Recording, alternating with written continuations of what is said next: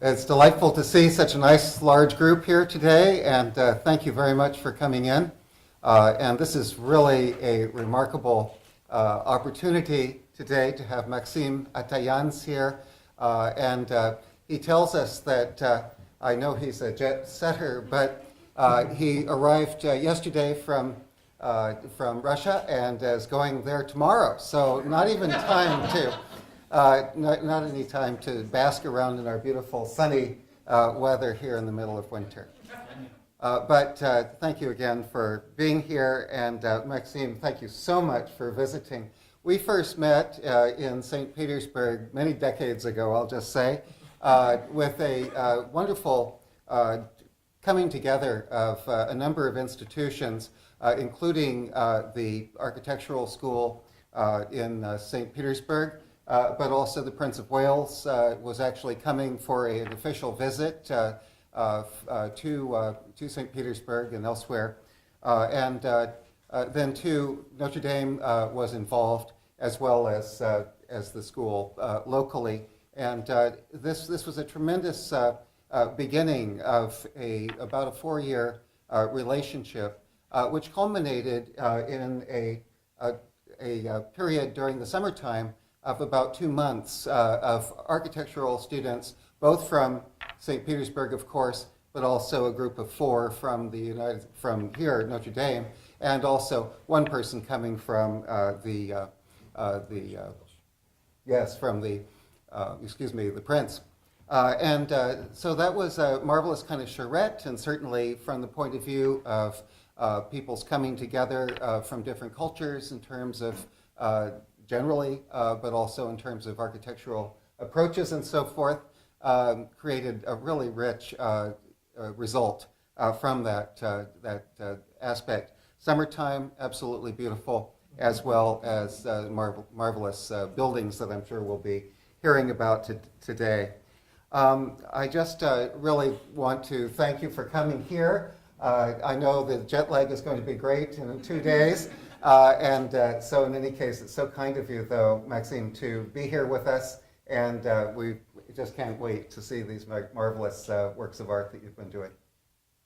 Great. Thank you so much. Thank you.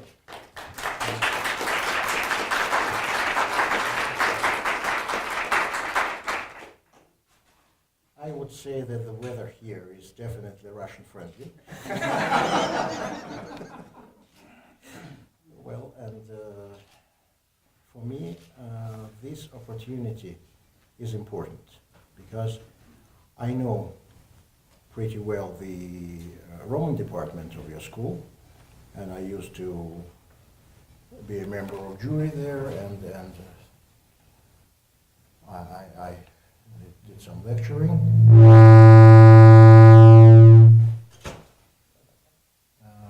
Okay. But I would say something about something between me and Thomas, because the topic which I want to tell now is how to build neoclassical architecture and how you have to proceed with this. And exactly 2 decades ago, in 1995, when I was working on my diploma project, and the diploma project was very bizarre in the sense that it was a naval museum on water, on artificial islands, and in the middle I decided to put a Pestum-style huge column with a fire on top, and I was working with this column with the sketch of this size, maybe made of sanguine pencil, and Thomas came into our room, and he was looking on this column, and I tried to explain that this archaic Greek column and everything around I will, of course, make in a modern way. And Thomas' reaction was natural for him. You know him? Dear boy. But what for? And I thought, at least 1 hour after, what for really? And the diploma was entirely in Doric. And it was the first neoclassical diploma thesis in the Academy of Fine Arts within 40 years, with a lot of struggle. Well, so this is something explaining why I was so proud and delighted that Thomas will introduce me. Thank you, Thomas. Well, and today,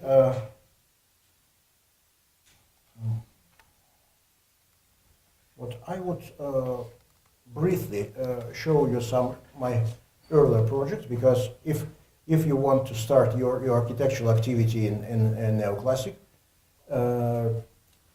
this morning it was a very nice conversation between me and one of your students, and she was asking, what was your idea, how you came to neoclassics, being an architect? But I turned the question that it's more important, because I stood in neoclassics from the beginning of my career. The question is, architect is here, neoclassics is here, the commissions are there.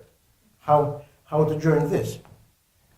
So if you have no possibility to go to some architectural firm, which is already known as neoclassical one, and in the beginning of my activity, there was nothing, and I actually never worked in any firms.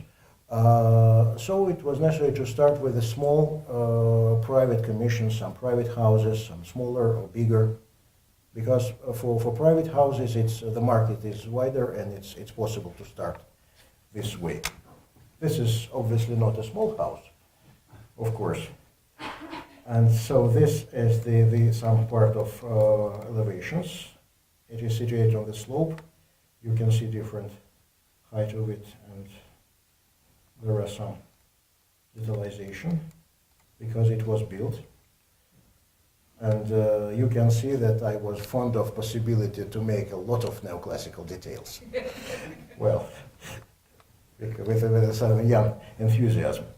Well, this is much more sober building, which is a reflection on Villa Madama, of course. As you can see, also this is the initial handmade drawings, and there is a building itself with some details, also here. And this is, I still think it's lovely one, Roman house. As I tried to use all the compositional work of Roman way of Pompeian style, with the backyard and court and front yard and everything. And the idea was, I've seen in Switzerland one very interesting small museum of some excavated villa with the marble portico imported from Asia Minor, and all the building was built around this precious marble. And I tried to do the same. So we did the marble porch here and around it with the brickwork in this way, with the colonnades. Here, some fireplace, interiors. This is another project which was not built again and again. And so after this particular, by the way, what was for some client who appeared to be developer. And we decided to try, why don't we make some project for development. And this is the most part of our activity now, is everyday work for developing some residential districts, for residential blocks of about 8 levels with all facilities like high schools, shops, cultural centers, etc., etc. And this is one of them. This was an initial drawing with the idea, because the spot was very interesting because of the river coming here, and we decided to make 2 artificial canals here with a small pond in the middle, and this is a master plan. And this is the 3D visualization, and this also. And now we have possibility to compare because it's almost built and even inhabited. So there's a mixture of townhouses and apartment blocks.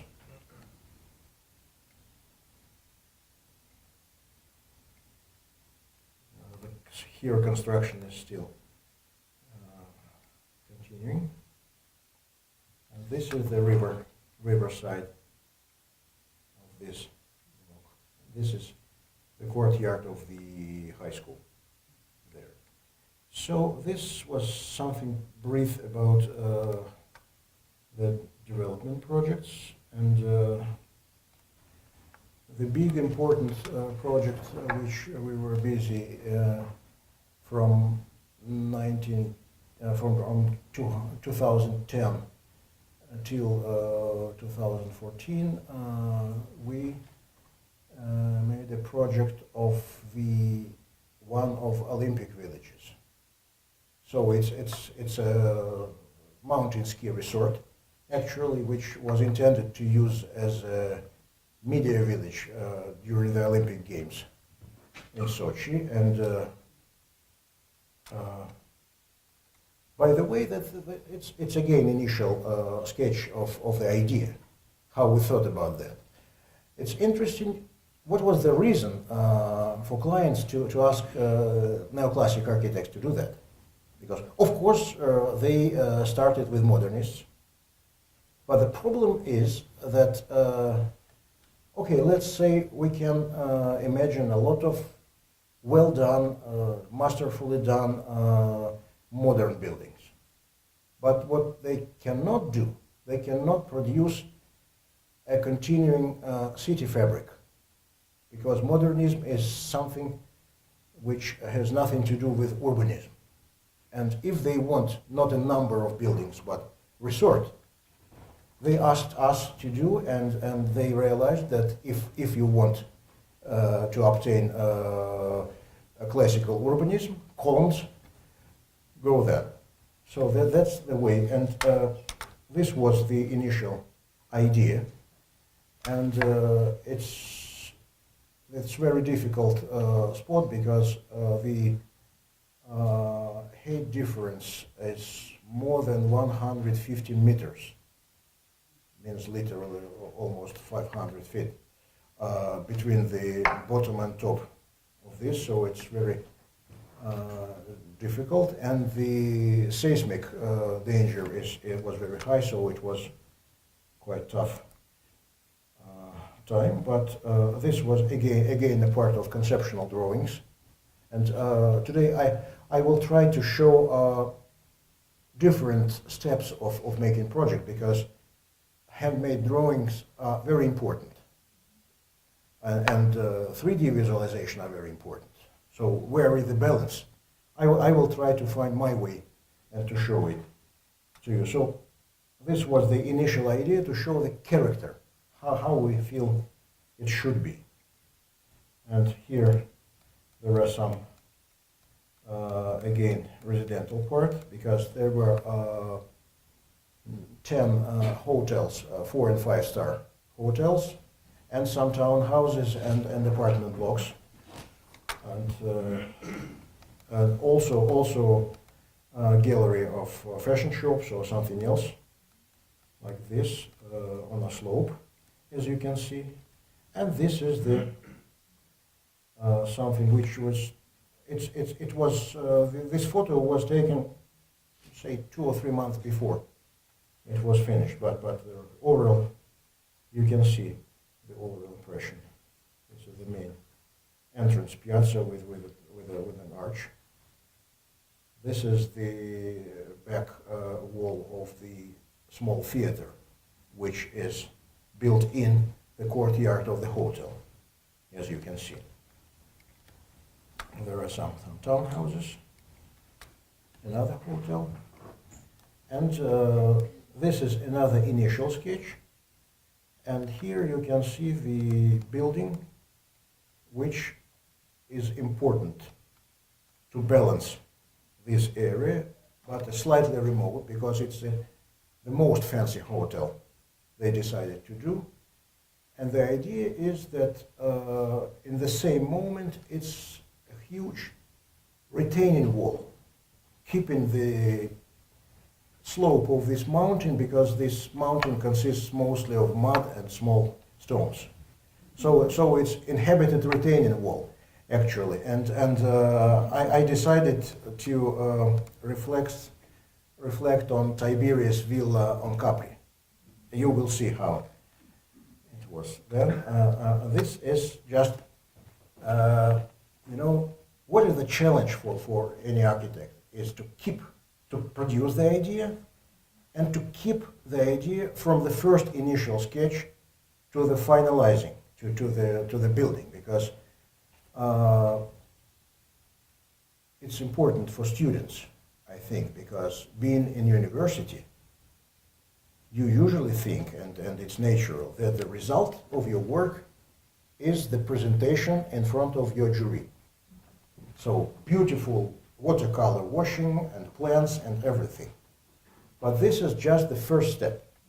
If you are successful, okay, your client will agree and say, yes, and now do your job. And it's a lot of problems. So we can compare. This is the initial sketch before the project. It was the part of my presentation when the client decided which architect will be chosen. And this is today shot from Google Earth, taken, I think, a few months ago. You can see this. It kept. This is, for example, this retaining hotel. Seven stores here and 2 from this part. It is on a very, very steep slope. This is the model of it. Tiberius should walk here. Well, and this is the final result, and this is how it is built. I believe that they did some tricks to make this photo pretty, because it's taken from the advertising of this hotel. But still, it's not Photoshop. It's a real building. And this is how it was done. Well, now I'm turning your attention to the most important topic of my lecture, the project of the Supreme Court of Russian Federation. So 2 years ago, they decided to move the Supreme Court from Moscow to St. Petersburg. It should be explained. Moscow is the capital of Russia, but St. Petersburg was the capital of Russian Empire from the year of its foundation, 1703, till the beginning of 20th century, till 1920. And now government decided that it's too much capital functions in Moscow, and they decided to spread a little bit to other big cities, some federal buildings or some facilities. And they decided to move Supreme Court to St. Petersburg back to enforce the capital feeling of this city. And it was a competition with 8 architectural firms took part, where 8 firms were invited, and we won this competition last year. I have to start with the St. Petersburg. I claim that St. Petersburg is the most beautiful neoclassical city of Northern Europe, because it was built by will of emperor, and it was shaped completely within little more than 1 century and a half.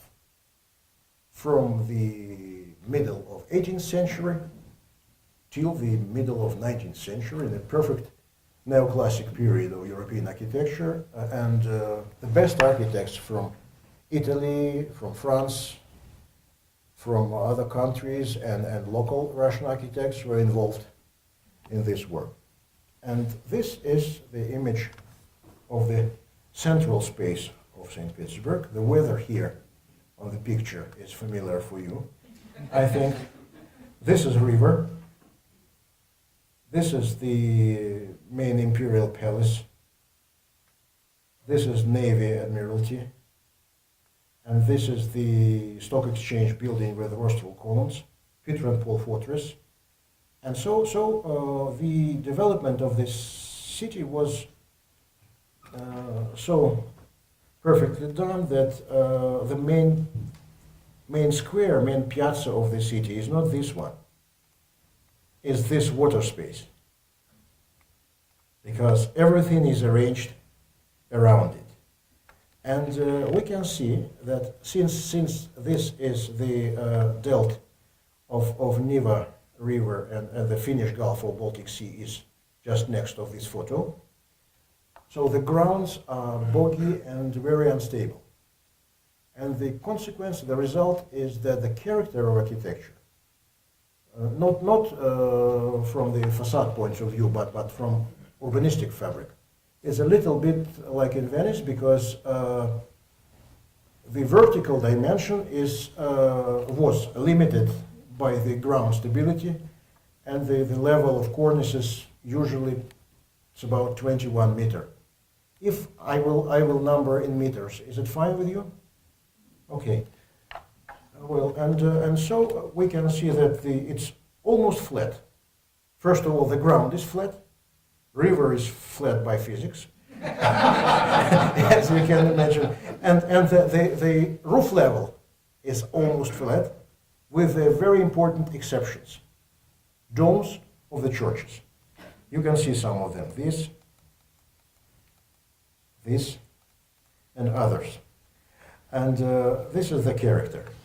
This is another sample of this is this Smolny convent. Very beautiful. And this is the same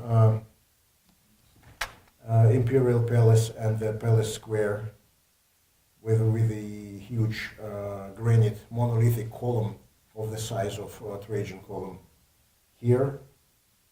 And this is the famous arch leading to this column.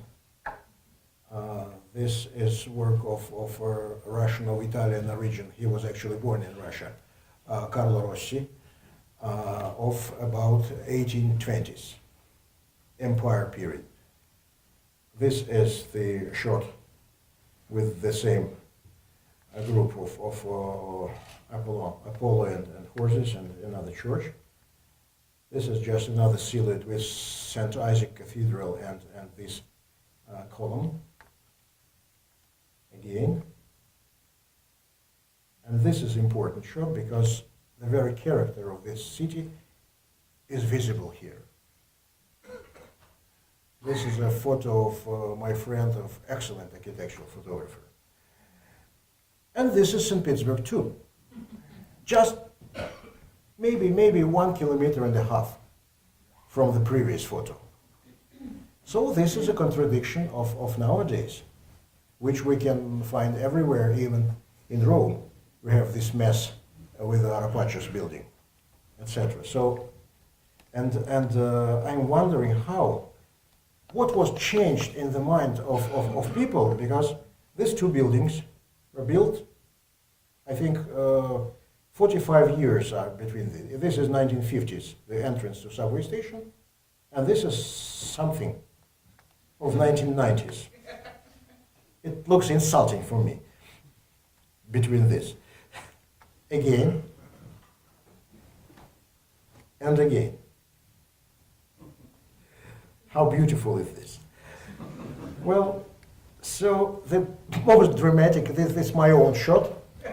This is the best, maybe, because this is again Empire building of Carlo Rossi, with a very Russian way of neoclassicism, with a white ordered detalization and yellow or some another neutral color of the walls.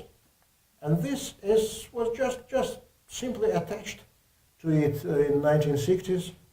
Very, very beautiful. And on Facebook, I had a discussion with some of my colleagues who told that it's very sharp and interesting contrast. So this is the situation in the city. And again, coming back to the aerial view, this is island, this is stock exchange building with rostral columns, Winter Palace, Peter and Paul Fortress, etc., etc. And we can see one strange gap or empty space. Look. And this is the last possibility to build something in the center. Because to build up this means to finalize the 330-degree circle. And so this is the place for Supreme Court project. So the place choice was smart. This is again, it's a shot from other direction, but you can see this is the spot. The story of it goes to the islands, because now it's a part of river embankment, but there are a few islands, and since the commercial port of ships was here, and they used these islands for docks or for some buildings to store some fire dangerous goods like ropes, for example, or something else. And then it was occasionally built by some small factories or some industrial buildings on the second half of 19th century. And then it was first idea to do something there was in 1910, and it was very interesting neoclassic project of the exhibition center, which was important typology of this period. And this is the project of famous Russian neoclassicist Ivan Fomin. You can see the neoclassic ensemble, which is very in character of St. Petersburg architecture because of very long elevations and vast plan. But with the First World War, it was cancelled. And then this is the historical view of this place. So we can see this stock exchange building, rostral columns, and what is important, the Cathedral of Saint Vladimir, which was built even before this building, so it was a part of this view from the very origin. Again the same. And then when they decided to build here a Supreme Court, the city authorities who bear the responsibility of the heritage presentation provide the participants, provide architects with this terrible diagram. This is the maximum possible height of the buildings. 16 meters, 23, 28, 32. Only here. Lot of steps, you can see. So we have to treat it seriously. And the main idea was to keep the view to this cathedral. But it's like a bed of procrust, usually, because you cannot understand how to make any proper urban fabric with this. For modernists, it's not a problem. They did the streets like this. But for us, it was a mess first. But then we decided how to do this. So this is another shot with the empty space, and this is our project. This is the so. And the task was not to build just Supreme Court, but since from the very beginning this part of the city was isolated, was not the part of streets and wasn't part of city fabric, we decided to continue the street here and to add some more functions. So here there is a Supreme Court, the dance theater, and some medical center, and 2 or 3 apartment blocks, just to make a variety. But of course, Supreme Court is the main building here, and it is. We decided to make it in sort of a castle character, to be self-contained, introvert, because first of all, the Supreme Court of country cannot be humble and cannot be modest building, from one point of view, because it's one of the most important state institutions. But in the same way, it must be, let's say, stepped back, comparing with the historical buildings, and it was important to solve this contradiction. So we decided to make it introvert, a little bit closed, with the main symmetric axis toward the center. And since this is the Supreme Court itself, and this is the Judicial Department, which provides all the technical facilities for Supreme Court, we decided like a castle character with a formal courtyard surrounded by buildings of Corps de Garde, as they say in Italy. And with this, it was possible to keep the code of 13 meters here up to 16, 28, and 32 only for the theater. This is the master plan. So we continue this street here. We provide citizens with the pedestrian embankment more than 1.5 kilometers, which was very nice for general public. And this is the Supreme Court, and this is the formal courtyard, and the theater is here with the 2 facades, one the city facade and like a villa garden facade toward the river, the street, and some engineering supply block and 2 or 3 apartment blocks and medical center here. And this is the diagram with the views for this. That's why these strange directions on the state diagram you've seen before. This is the cathedral. This is our project. And this is the normal size and normal typology of the government buildings of 19th century. This is the Imperial Palace. This is Stock Exchange with the side buildings. This is a part of Naval Admiralty. And so it's from typological point of view, it's normal part of all this surrounding. And here we can see that everything is still visible. And what I tried to do, me personally, with my camera, I walked through all the embankment, making shots of our spot during the sunset, just to keep the silhouette clear. And this is the historical landscape, cityscape, and this is our part. So the cathedral is visible. This part is going here, and the main building is still lower and not insult anything in this silhouette.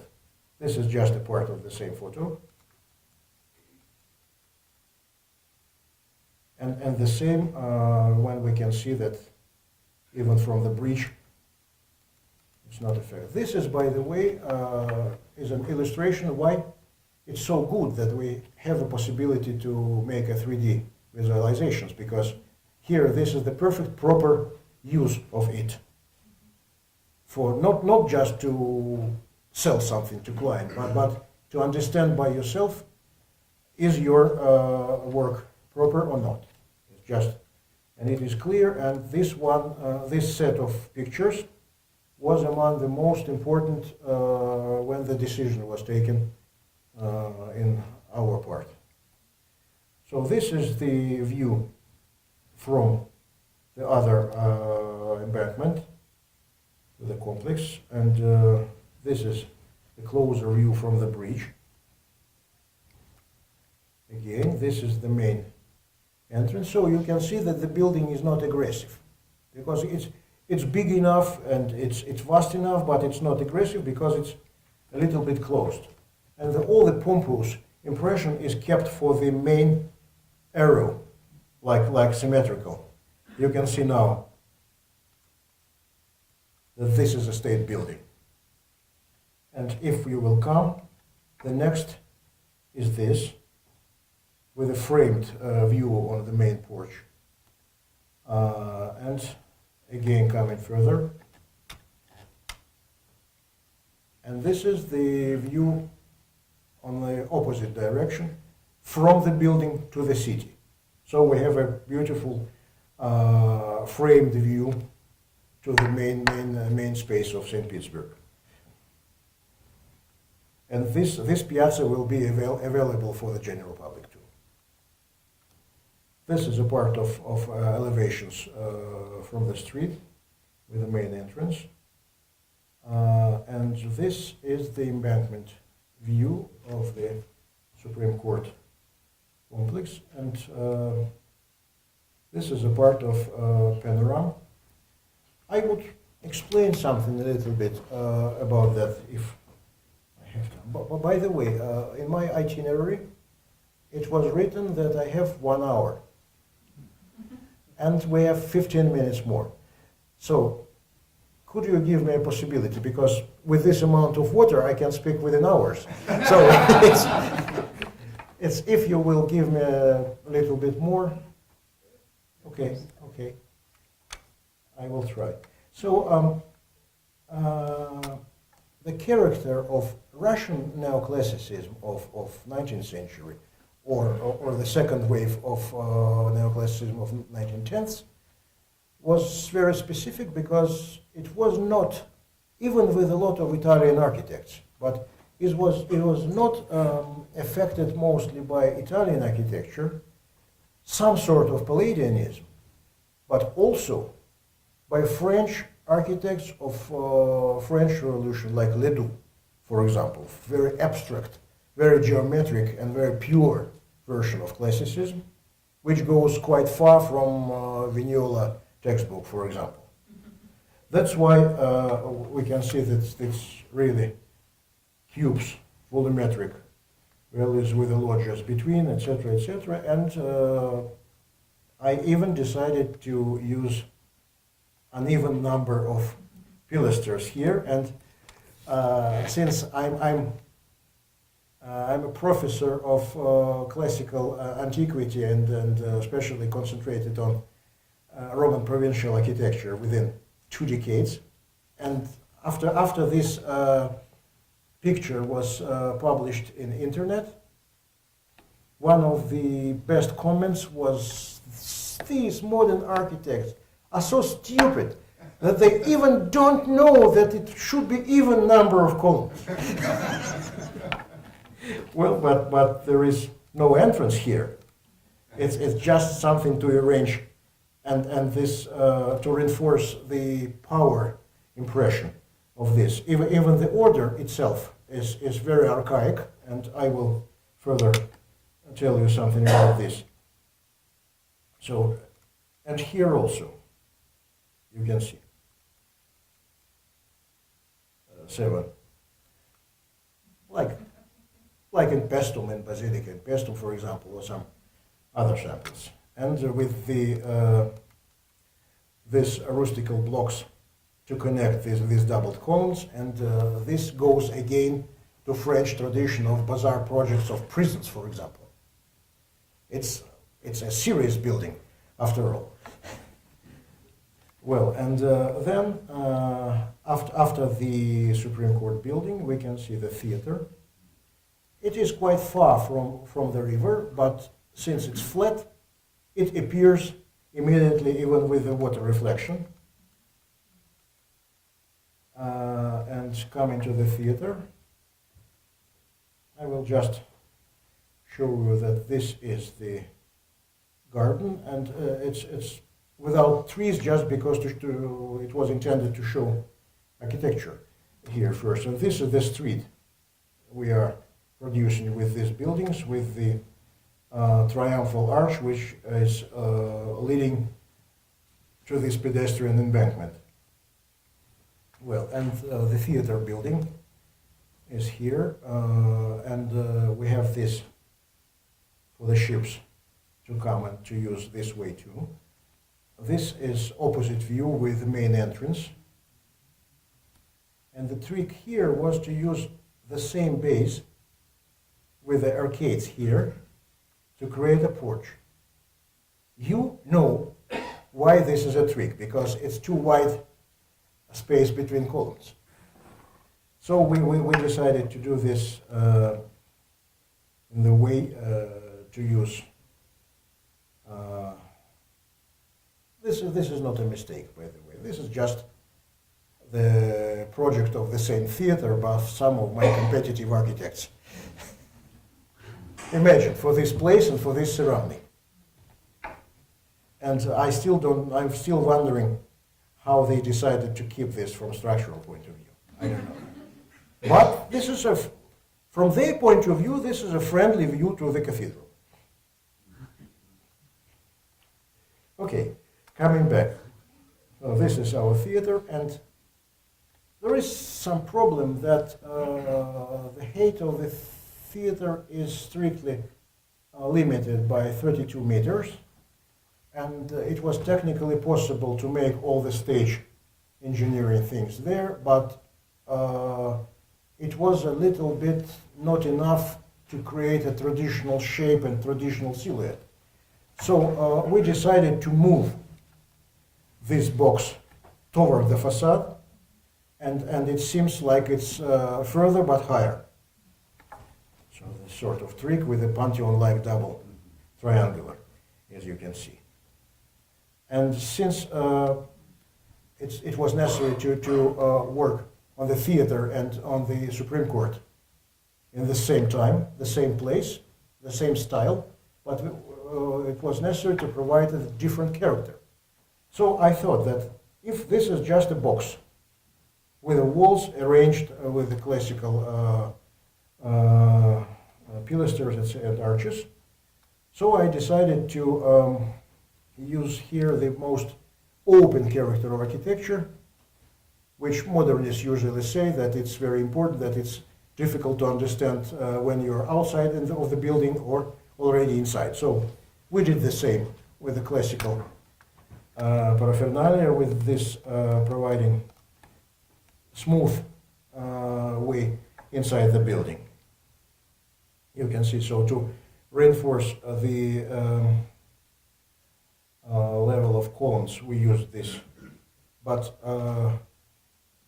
I decided to don't make it like continuous one because it would be dwarf the entrances. So it's higher, but with this addition, it's a proper proportion for the pediment. Well, and also there is some perspective gallery through this porch. Well, this is the opposite loggia of the main foyer with a view to the center and the river. And this is the river end of our street. So through this arch, we are coming to the pedestrian green embankment with the views of excellent ensembles of Vasilievsky Island and other places of St. Petersburg Center. So this is briefly about the project, and there are some initial drawings, because you can see that all these renderings were computer generated, but you can do that, but only when it is done by you, by your mind. So you have to draw before. And this is some composed from different pages, of course. The idea is how to arrange the main staircase, the facade, for example, the porch. Again, it was this idea, first time to make it like two pavilions instead of arcade, and other drawings like that. And again, this is the master plan with the first idea of the theater and of some internal piazza and some triumphal arch-shaped things. And this was the initial idea of the theater when it was filled by two residential blocks and with the view of typical Roman skene fronts, as you can see. But we kept this idea in our project because immediately after you going inside the building, you can see the high foyer, a few levels with the skene fronts, with the visitors among the colonnades. Well, anyway, again, it's initial design for the theater, and this is just an illustration. It was very easy to use this language to communicate with the client, because even now, clients, private person or official body, it doesn't matter, pays respect if you will make a drawings by yourself. It's clear. And I realized that because with the theater it was a little bit dramatic because Ministry of Finance should pay for it. Ministry of Affairs should arrange the project, and the director, famous one, dance theater director, will use the building. So who is the client? It was a mess, believe me. And I tried to do my best, and I realized that it's better to draw before, because if you do a computer-generated image, first of all, you have to have a finalized project before you will give it to computer guys. With a drawing, you can do the drawing by yourself before any technical drawings. And also important that when you make a drawing, it's a sort of smooth understatement, because anybody looking at the drawing imagines something personal, and if it's a computer generated image, it's too shaped. So it's better to start with this. For example, you can see that all the ideas of the theater are here already. The porch, this enfilade, again this drawing, and also the elevations. And now coming back from drawings to technical drawings, the next step was to think about the materials.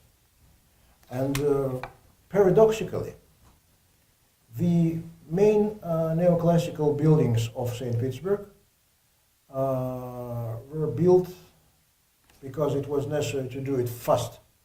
Within 2 or 3 decades, they built it with bricks mostly and plaster, colored. And the neoclassics of the beginning of 20th century was built mostly of stone. So paradoxically, in St. Petersburg, the stone facade looks more humble than stuccoed one. And that's why we decided to use some natural stone. First of all, because for maintaining cost in our climate, it's much better, because stucco you have to maintain each decade, I think. But also from the delicate preservation of the natural panorama. So, and this is the next step, how to use the natural stone. This is the diagram how the emphasis half column will be arranged from stone blocks. You have to do its separate drawings for each row of stones.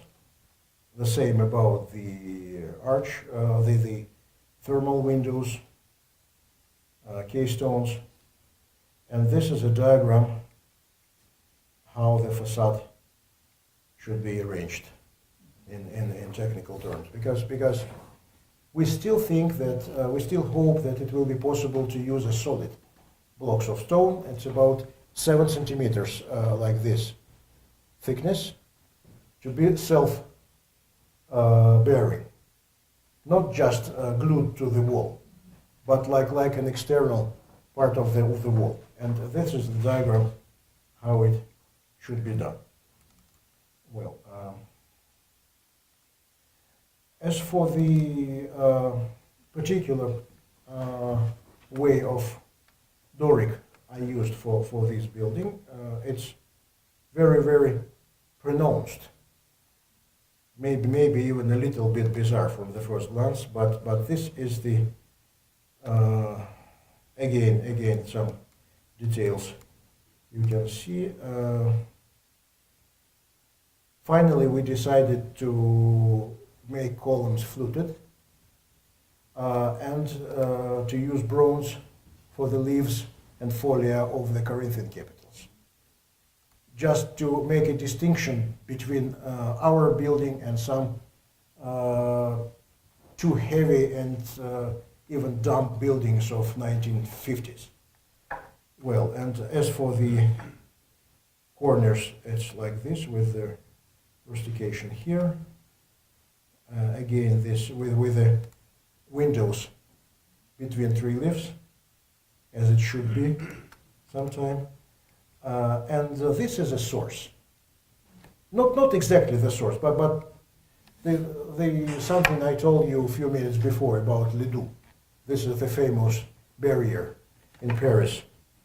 And immediately, this is one subway station building in St. Petersburg of 1940s. Like, obviously, it's something between them. Look, the character of the Doric here, simplified. And this is a stock exchange building by Thomas de Thomond, who was excellent Beaux-Arts architect of French origin. And here we have so-called Paestum style columns, which has nothing to do with real architecture of Paestum, but still it was something new for 19th century. Well, and this is the shape. And this is the Segesta temple, but strangely, the artists were so fascinated with the archaic Echinos that they added to Segesta archaic character, which you know pretty well that it's not true.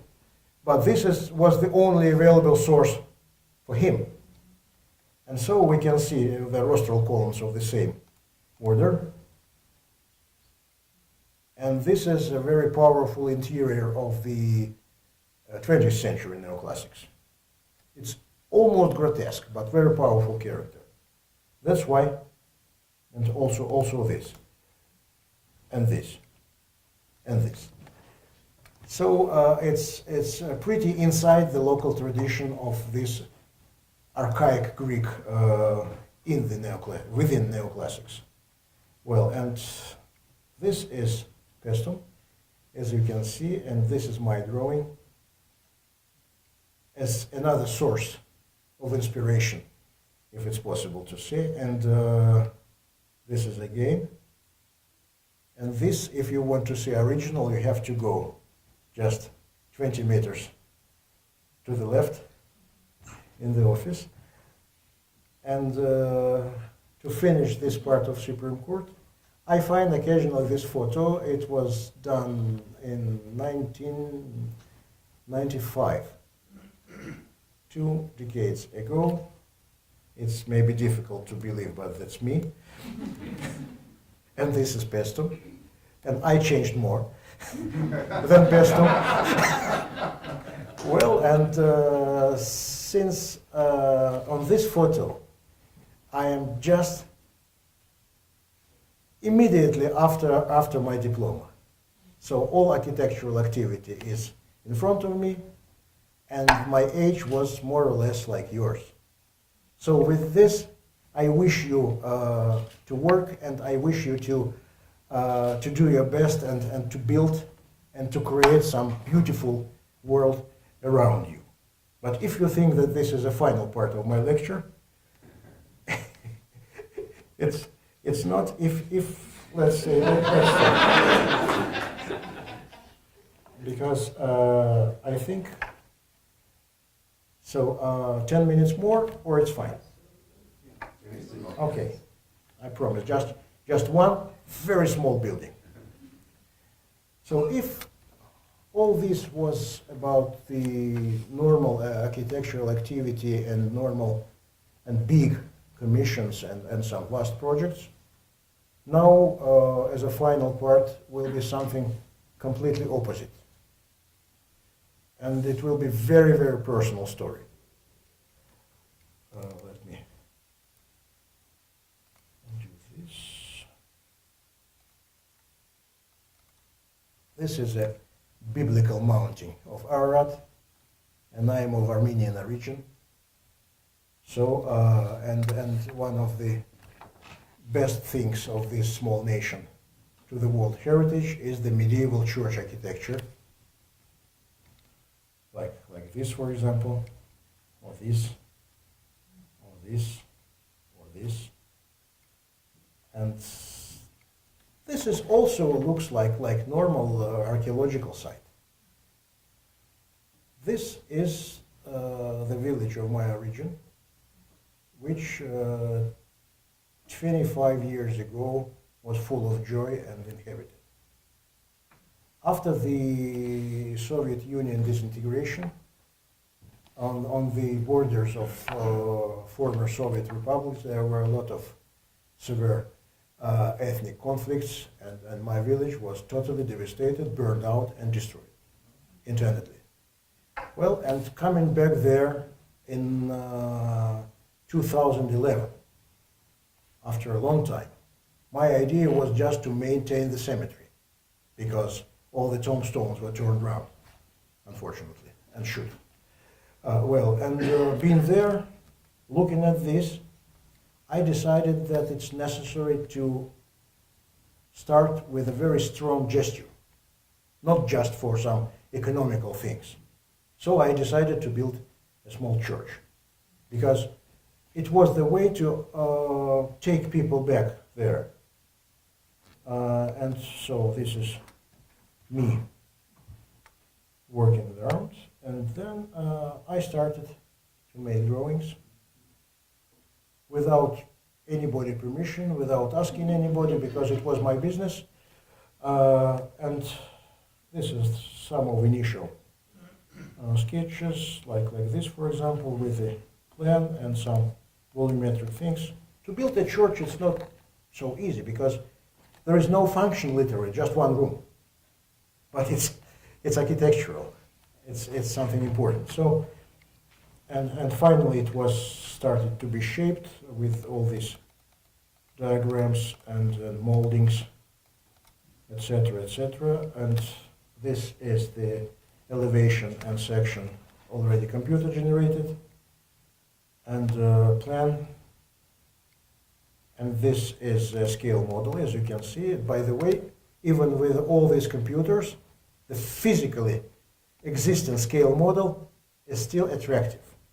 This is, I'm explaining to a local archbishop the idea, and thanks to him, he spent all the wartime there, so he's, I would say, even tough.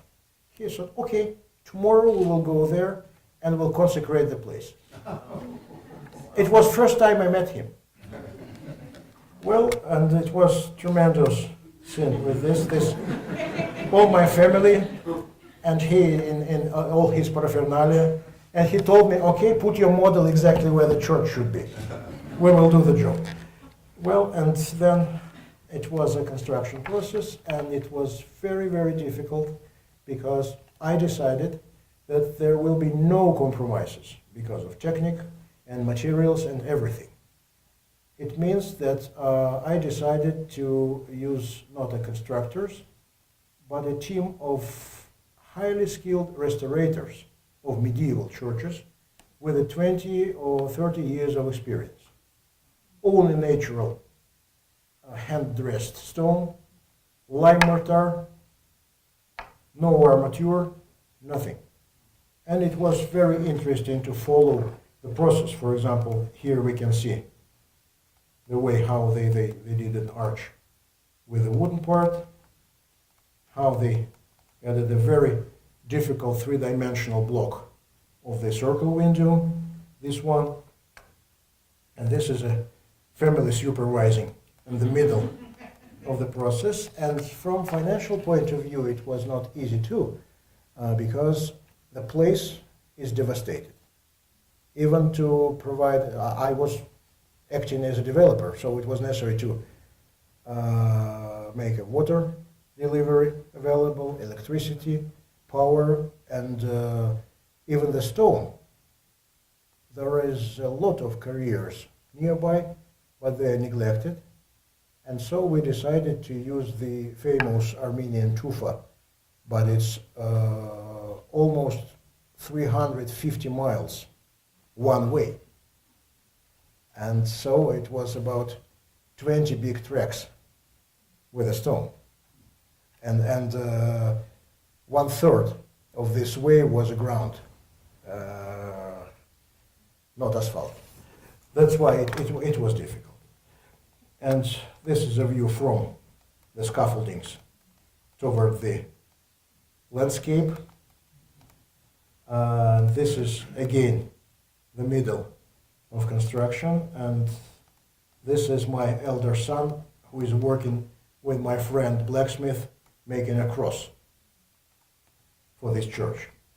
Well, and this is the sculptor who is working on site with the stone carving. You may ask what this stuff is doing here. You use, I think, it's a resin glue, and they use just spread it on the stone and put the very thin page of paper with a drawing of the ornamentation and cut it through the paper. That's the way how they do it. It's so interesting. And you can see divider, the big one, also with the points. Well, this is the tremendous moment of the cross maintained on the top. And the bell, I was first to ring. The cross finally here. So its technical question interesting is that this is tufa, but for the roof and for the basement we use the much more durable local basalt, which is reasonable from, because it's in mounting, it's weather, etc., etc. This is the Archbishop made his first step inside the church. Was an important moment. And this is how it looks now. It's very commanding place because it's visible from the distance of 10 miles almost in a good weather. So this is the rest of the village. This is the church. This is some part of detailization. And here, instead of the ornamentation, is the beginning of 26 or 27 Gospel of David. I'm not sure that I can translate it properly in English, but you can recognize the God is my fortress. To whom should I be afraid? Etc. So this was written here, and this is near the entrance. It was written about this church. And the said inscription here, because the main builder, the leader of this team, had died from cancer disease in the middle of construction. And I insisted that I will consecrate the church only if it will be written that this was his last work. And it's in very medieval tradition to put the crosses and some letters for such a things. This is the icon, because the church is devoted to St. John the Baptist. And the icon is not in Greek tradition made on wood, for example, but since it's weathered place and it's with a cold, windy winter and without electricity and everything, so we decided to use copper plate, gilded, with a hot, real animal with the bright colors, which will stay within centuries with the same color. This is the top of the interior. This is how it looks like now. Again, I find finally the spot for the perfect facade view. You can see 2 windows. Somebody told me that it's Photoshop because, well, and this is all the team who took part in this work, and now it's a really last slide of this presentation. It was a best moment for me because for the inauguration, for the consecration of this church, it was first time that more than 400 people of local origin came from all remote places to sit together and to make a banquet and consecration and pray together in this church. So this is the way how architecture can improve something. And this project for me was exceptional, not only because of all this, but also because maybe it was the only one and the last one in my life. There was literally no contradiction between investor and architect. But sometime it was. Okay, thank you so much for your patience because I spoke a lot. Now I can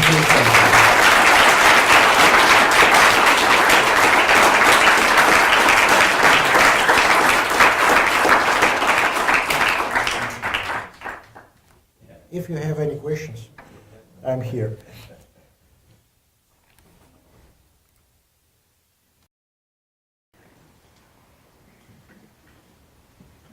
Listen, Yeah, sure. why John the Baptist?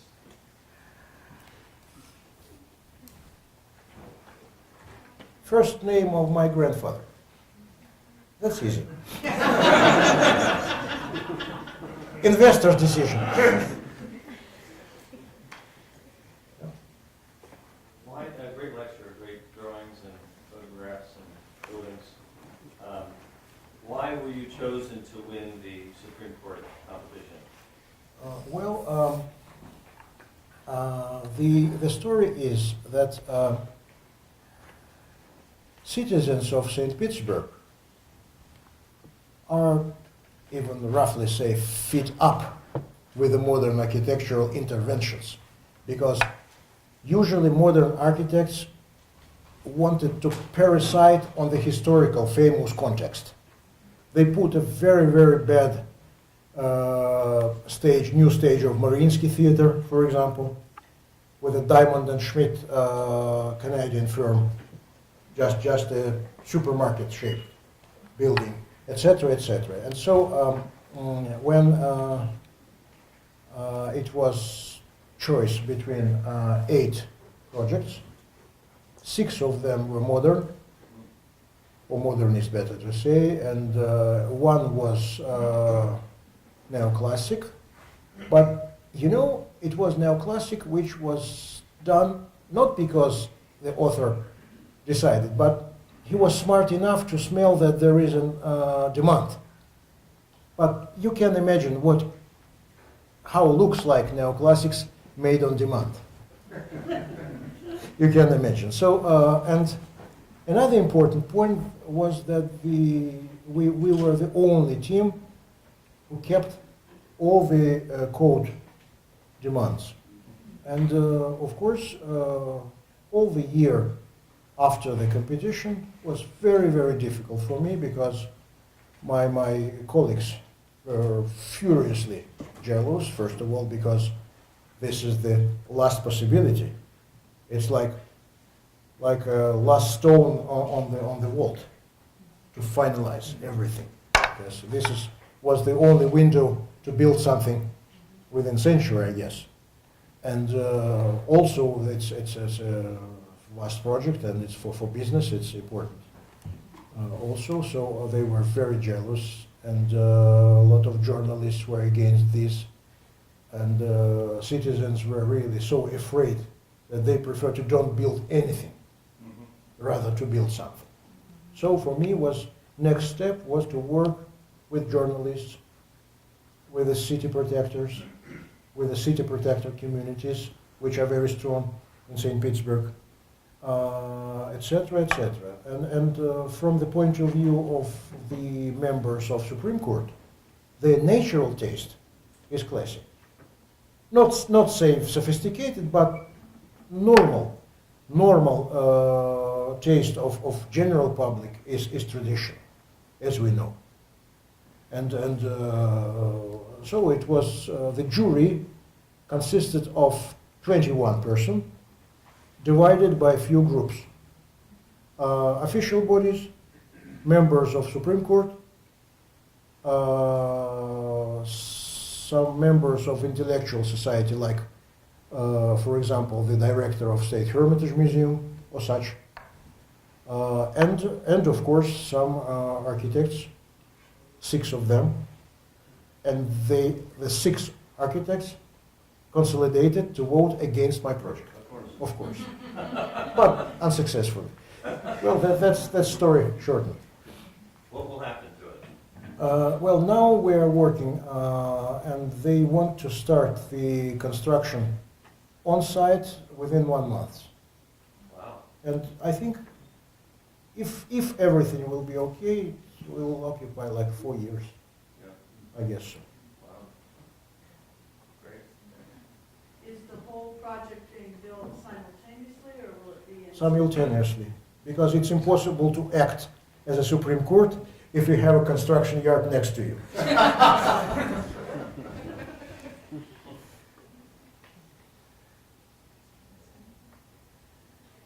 construction of the court buildings, I don't know what the codes in Russia are, but you talked about load-bearing outer skin, the outer wall. Yeah. Is there a cavity or a gap between the inner wall and the outer wall? I don't want to do so because I don't like all this. I would prefer the solid wall of great thickness, because if in traditional neoclassics, if the wall is too thin, it's immediately provided with a fault, even subconscious feeling of something false, because it should be three-dimensional. That's why we decided that we will use, of course, some steel concrete and bricks and the solid walls, mostly. I've seen similar work to your church in Eastern Turkey. In a Of course, place called- in a of place course. called Mardin, yeah. It's really Because- a remarkable place. It completely blew me away. Unfortunately, they are very badly preserved there. The Turkish government finally realized that it's necessary to maintain, and within the last 10 years they started to maintain in some way. Yeah, yeah. So So we're your hoping. Tufa quarry was in Armenia, or was it across the border? Well, Tufa Quarry was 200 meters from the border, Close. from our part.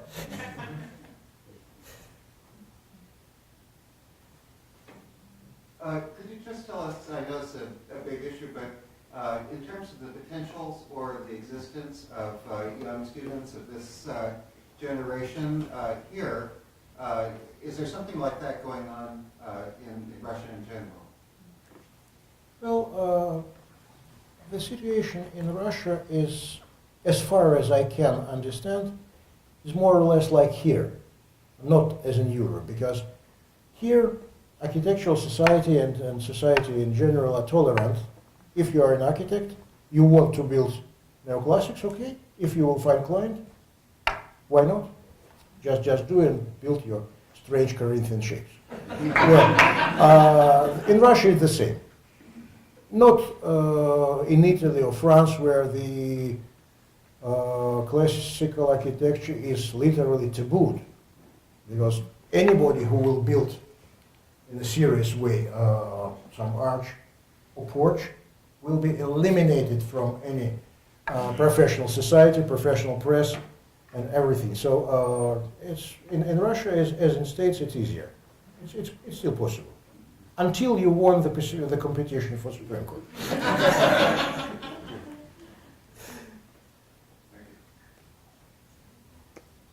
Please. What's the Gazprom tower in St. Petersburg, is that still going to happen, or was it stopped? Stopped. Okay, Cancelled. good. When I told that it was necessary to work seriously with the city protective groups, the best success of these societies was to cancel this Babylonian tower.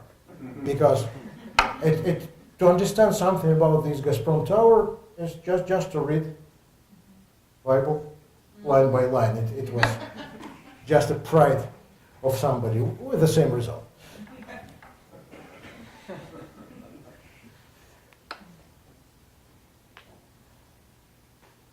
Is that typical? You found larger projects in Russia, they generally go to a competition format, or are they straight It commission? depends. It depends. In Moscow, for example, within last 5 years, the official body, which named like a chief architect of the city or main architectural responsibility of the city, his policy is to make competitions. If it's a private commissions, no, they usually give to the client some possibility to make a choice of the architect. But anyway, even if you were chosen by client, you have to show your project to architectural council, and they will give you or don't give you permission to build in this way, or they press you to change something, because it is some regulation. And for the government buildings, it's mostly competition.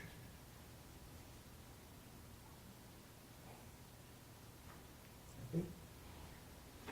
Thank you again.